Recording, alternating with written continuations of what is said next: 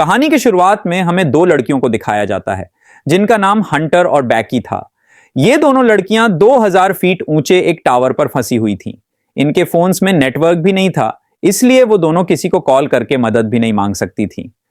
इससे भी बुरी बात यह थी कि यह टावर एक रेगिस्तान के बीचों बीच था, इसलिए आसपास किसी का उन्हें देख पाना भी मुश्किल था। और तो और अगर इन दोनों में से कोई नींद लेने की कोशिश करती तो गिद्ध इनके पास आकर इनके मांस को खाने लगते। अब ये लड़कियां इस टावर पर कैसे फंसी और क्या ये इस टावर से बच पाई या मारी गई, चलिए देखते हैं हमारी आज के इस कहानी में। तो कहानी के शुरुआत में बैकी अपने हस्बैंड डैन और अपनी सबसे अच्छी दोस्त हंटर के साथ माउंटेन क्लाइंबिंग कर रही थी।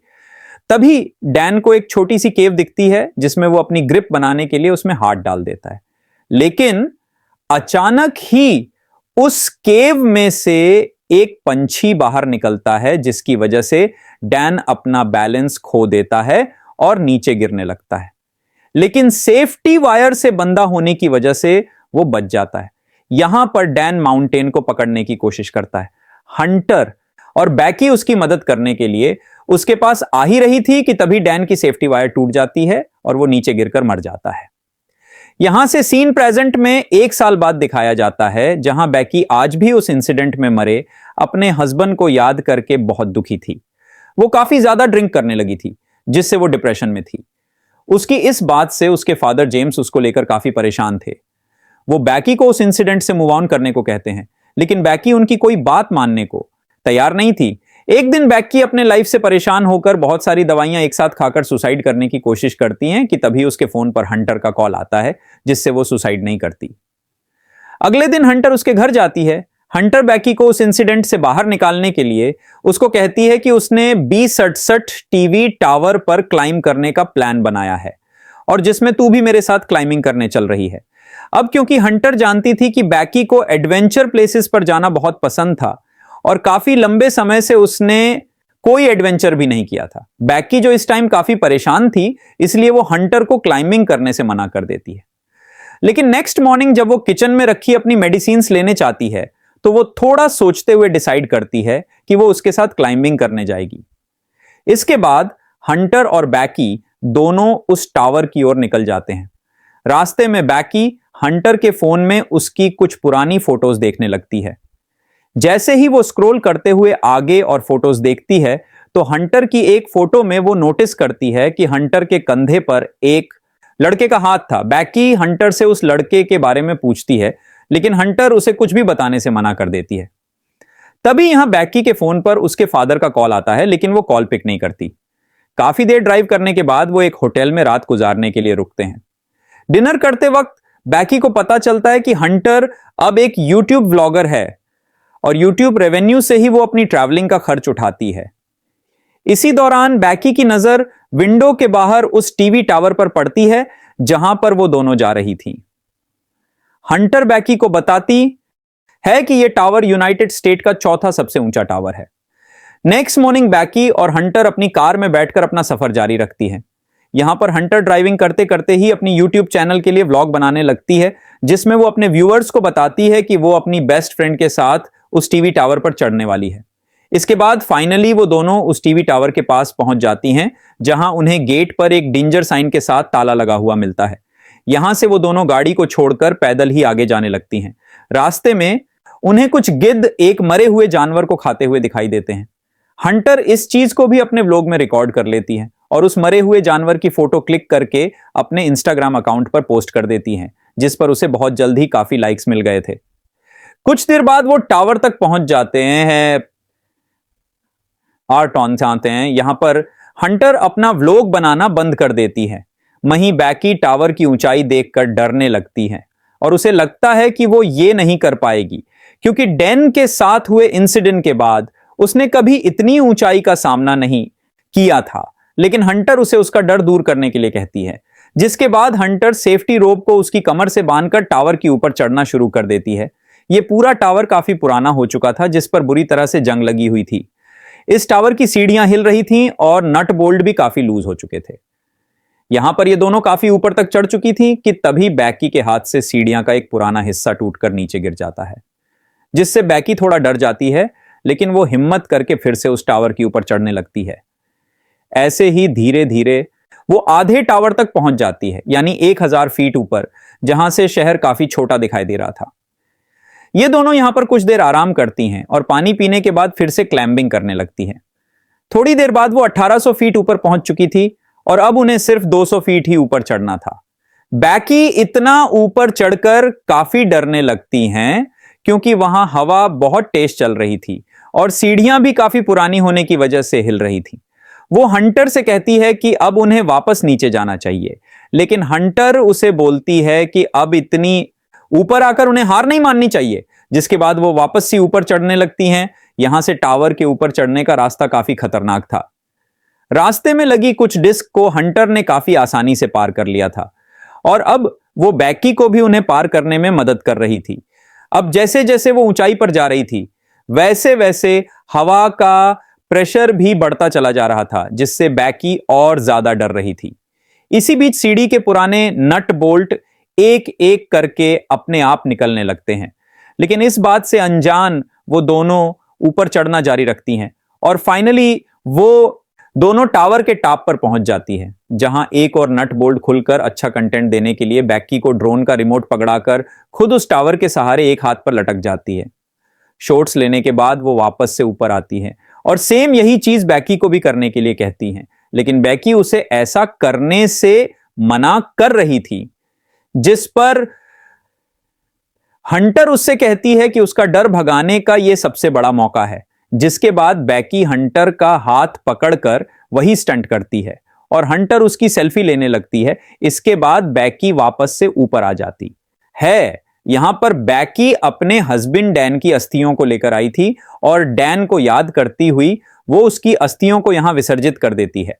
इस मोमेंट पर बैकी और हंटर दोनों काफी इमोशनल हो गई थी। इसके बाद वो डिसाइड करते हैं कि अब उन्हें वापस जाना चाहिए, इसलिए वो अपने सेफ्टी वायर को खुद से कनेक्ट करती है और बैकी नीचे जाना शुरू कर देती है। लेकिन जैसे ही वो पहला कदम सीढ़ी पर रखती है तो सीढ़ी टूट जाती है और वो सीढ़ी के साथ साथ नीचे गिरने लगती है, लेकिन हंटर किसी तरह उसे पकड़कर वापस ऊपर खींच लेती है। यहां पर बैकी अपने हस्बैंड डैन की अस्थियों को लेकर आई थी और डैन को याद करती हुई वो उसकी अस्थियों को यहां विसर्जित कर देती है। इस मोमेंट पर बैकी और हंटर दोनों काफी इमोशनल हो गई थी। इसके बाद वो डिसाइड करते हैं कि अब उन्हें वापस जाना चाहिए, इसलिए वो अपने सेफ्टी वायर को खुद से कनेक्ट करती है और बैकी नीचे जाना शुरू कर देती है। लेकिन जैसे ही वो पहला कदम सीढ़ी पर रखती है तो सीढ़ी टूट जाती है और वो सीढ़ी के साथ साथ नीचे गिरने लगती है, लेकिन हंटर किसी तरह उसे पकड़कर वापस ऊपर खींच लेती। काम की नहीं थी। ये सब देखकर बैकी हंटर पर भड़क जाती है। हंटर उसे यह कहते हुए शांत करने की कोशिश करती है कि हो सकता है सीढ़ियों के नीचे गिरने की आवाज सुनकर कोई उनकी मदद करने आए और इसलिए अब हम दोनों को बस थोड़ी देर इंतजार करना होगा। जब तक कि कोई आ नहीं जाता, तभी हंटर नोटिस करती है कि पिछली बार सीढ़ियों के गिरने की वजह से बैकी के पैर पर चोट लगी थी और अब उस चोट से ब्लड बाहर आ रहा था। यहां पर हंटर बैकी की चोट पर अपनी शर्ट बांध देती है। कुछ समय बाद बैकी हंटर से पूछती है कि उसने व्लॉगिंग क्यों शुरू की, जिस पर हंटर गलती से डैन का नाम ले लेती है, जिससे बैकी के मन में हंटर के प्रति शक बैठ जाता है। कुछ देर बाद हंटर अपना फोन चेक करती है, जहां उसने कुछ देर पहले अपनी सोशल साइट पर एक मरे हुए जानवर की फोटो अपलोड की थी, जिससे उन्हें एक आइडिया आता है कि वो अपने फोन पर एक हेल्प मैसेज टाइप करेंगे और उस फोन को रस्सी से बांधकर नीचे लटका देंगे, ये सोचकर कि शायद नीचे जाने पर फोन में सिग्नल आ जाए और उनकी पोस्ट अपलोड हो जाए। हालांकि उनकी एक कोशिश नाकामयाब हो जाती है। इसके बाद उन्हें लगता है कि जरूर जमीन पर तो नेटवर्क होगा ही, इसलिए वो उस फोन को अपने जूते में डालकर उसके चारों ओर अपनी जुराबें फंसाकर जूते को नीचे गिरा देती हैं। यहां टावर पर अचानक बैकी का ध्यान हंटर के दूसरे पैर पर जाता है, जहां 143 का टैटू बना हुआ था, जिससे देखकर उसे याद आता है कि उसका हस्बैंड डॉन हमेशा उसे आई लव यू कहने के लिए 143 कोड का इस्तेमाल करता था। लेकिन बैकी इस चीज को भी इग्नोर करके इस टावर से नीचे उतरने के लिए कोई और आइडिया सोचने लगती है। थोड़ी देर बाद उन दोनों को दूरबीन से नीचे जमीन पर टावर के पास से गुजर रहा एक आदमी और उसका डॉग दिखाई देते हैं, जिससे वो उस आदमी से मदद के लिए चिल्लाने लगती है, लेकिन इतनी ऊंचाई होने के कारण उनकी आवाज नीचे नहीं जाती। यहां नीचे हम देखते हैं कि हंटर ने जो फोन जूते में डालकर नीचे फेंका था वो पूरी तरह से टूट चुका था और अब उनका यह प्लान भी फेल हो चुका था। वो आदमी वहां से जाने लगता है। यह देखकर बैकी हेल्प के लिए चिल्लाते हुए अपने दोनों जूते उस आदमी पर नीचे फेंक देती है ताकि उस आदमी का ध्यान ऊपर की ओर उन पर आ जाए, लेकिन वो आदमी ये नोटिस नहीं करता क्योंकि वो किसी से कॉल पर बात कर रहा था। इसके बाद बैकी वो फ्लेयर गन चलाने लगती है, लेकिन हंटर उसे ये कहते हुए फ्लेयर गन चलाने से मना कर देती है कि अभी दिन का समय है, इसीलिए किसी को भी फ्लेयर गन का पता नहीं चलेगा। इसी दौरान वो दो और आदमियों को वहां थोड़ी दूर नोटिस करती हैं, जो यहां पार्टी करने के लिए आए थे। उन्हें देखकर वो दोनों डिसाइड करती हैं इसके थोड़ा अंधेरा होने पर वो इस फ्लेयर गन का इस्तेमाल करेंगी ताकि वो लोग उन्हें नोटिस कर सकें। कुछ देर बाद रात हो जाती है और बैकी फ्लेयर गन का इस्तेमाल करती है, जिससे वो दो आदमी उन्हें देख लेते हैं। यहां पर बैकी और हंटर जोर जोर से चिल्लाकर उनसे मदद मांगने की कोशिश करती है। इसके बाद वो दोनों दूरबीन से देखते हुए नोटिस करती है कि वो दोनों आदमी हंटर की कार के पास जा रहे थे, जिससे देखकर दोनों खुश हो जाती है। लेकिन उनकी मदद करने के बजाय वो आदमी उनकी कार को चुराकर वहां से भाग जाते हैं। यह देखकर वो दोनों काफी दुखी हो गई थी और अब उन्हें जल्दी से कोई नया आइडिया भी समझ नहीं आ रहा था कि अब वो क्या करे। यहां पर बैकी हंटर से उसके पैर के टैटू के बारे में पूछ ही लेती है, जहां हंटर ये रिवील करती है कि उसका डैन के साथ 6 महीने तक अफेयर रहा था। इसके लिए वो उससे माफी मांगती है कि उसने उसके हस्बैंड के साथ हुकअप करके काफी बड़ी गलती करी। हंटर बताती है कि डैन उससे अच्छा लगता था और वो उससे प्यार भी करती थी, लेकिन डैन बैकी से ज्यादा प्यार करता था, इसीलिए उसने जल्दी ही डैन से ब्रेकअप कर लिया था।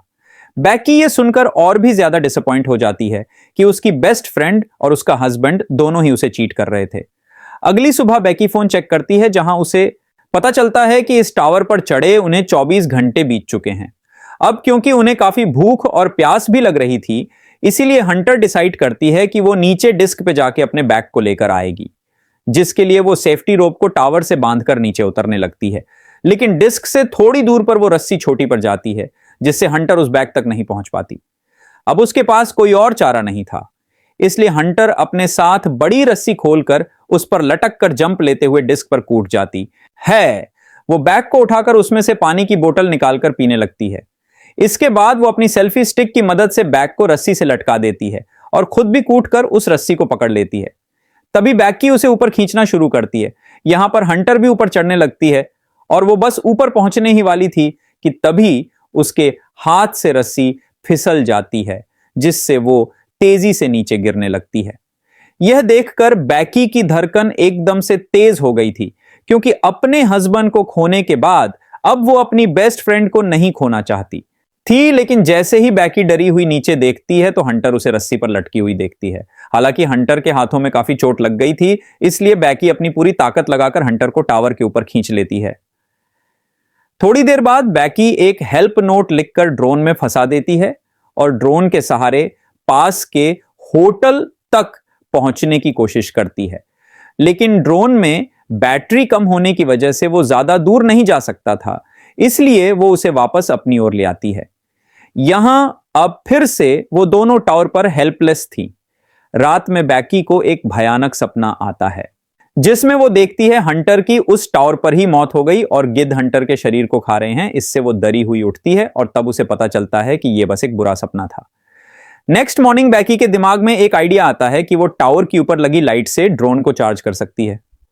इसके बाद वो टावर की पोल पर चढ़कर जैसे ही ड्रोन चार्जर को प्लग में लगाती है तो वो देखती है कि वो प्लग काफी लूज था, इसलिए बैकी को ऊपर लटके हुए ही उस चार्जर को पकड़े रखना पड़ता है जब तक कि ड्रोन की बैटरी फुल चार्ज नहीं हो जाती। काफी टाइम से उस पोल को पकड़े रहने की वजह से बैकी के हाथ धीरे धीरे करके सुन पड़ने लगे थे और इससे भी बुरी बात यह थी कि अब यहां पर काफी सारे गिद्ध आकर उस पर अटैक भी कर रहे थे, जिससे बैकी के हाथों से बैग नीचे गिर जाता है।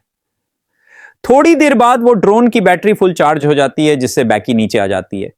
इसके बाद वो ड्रोन को होटल तक पहुंचाने की कोशिश करती है, लेकिन जब वो ड्रोन होटल तक पहुंचने ही वाला था तो उसकी टक्कर एक ट्रक से हो जाती है, जिससे वो बिल्कुल टूट गया था और उनको ड्रोन कैमरा से भी कुछ दिखाई नहीं दे रहा था। लेकिन हंटर उसको सोने से मना करती है, क्योंकि उनके सोते ही गिद्ध फिर से उन पर हमला करने लगते। बैकी हंटर से उसका दूसरा जूता भी मांगती है ताकि इस बार वो उसमें अपना फोन डालकर नीचे फेंक सके। हंटर उससे कहती है कि मेरा जूता तो नीचे डिस्क पर ही गिरा हुआ है। यहां से कहानी में एक बड़ा ट्विस्ट आता है और हमें पता चलता है कि जब हंटर नीचे डिस्क पर कूदी थी तो उसी टाइम डिस्क पर गिरने से उसकी मौत हो गई थी और उसके बाद से बैकी अकेले ही सरवाइव कर रही थी। बैकी को हेलुसिनेशन होने लगे थे जिसमें वो हंटर की प्रेजेंस को इमेजिन कर रही थी। रात में बैकी तूफान में सरवाइव करने के बाद अपने फादर के लिए एक वीडियो मैसेज रिकॉर्ड करती है जिसमें वो बताती है कि वो वापस घर आना चाहती है। वहीं दूसरी ओर उसके फादर जेम्स भी उसको लेकर बहुत परेशान थे। अगले दिन जब बैकी इस टावर पर सोई हुई थी तब एक गिद्ध आकर बैकी की चोट पर से उसका मांस खाने लगता है। लेकिन अब क्योंकि बैकी को काफी भूख लग रही थी इसीलिए वो उस गिद्ध को जोर से पकड़कर टावर के मेटल से उसे जान से मारकर खाने लगती है, जिससे उसमें थोड़ी जान आती है और वो रस्सी के सहारे नीचे डिस्क पर उतरती है जहां हंटर की डेड बॉडी पड़ी थी। इसके बाद वो अपने डैड जेम्स को मैसेज करती है कि वो इस टावर पर फंसी हुई है और अपने फोन को हंटर की जूते में डाल देती है। लेकिन इस बार वो उस जूते को हंटर की डेड बॉडी में घुसाकर उसकी डेड बॉडी को नीचे फेंक देती है। इसके बाद रात में उसके फादर जेम्स को बैकी का मैसेज मिलता है और वो जल्दी से पुलिस को कॉल करके वहां टावर तक पहुंचता है। अब जैसे ही वो उस टावर तक पहुंचता है तो देखता है कि पुलिस एक डेड बॉडी को कवर कर रही थी। यह देखकर उसे लगता है कि यह उसकी बेटी बैकी की डेड बॉडी है जो जिंदा नहीं बच पाई। तभी उसे अपनी बेटी पुलिस की कार के पास दिखाई देती है, जिसके बाद वो दोनों एक दूसरे को गले लगाते हैं और इसी के साथ ये अमेजिंग मूवी यहीं पर खत्म हो जाती है। दोस्तों, हमारे मूवीज रिकैप्स हिंदी चैनल को सब्सक्राइब करना मत भूलना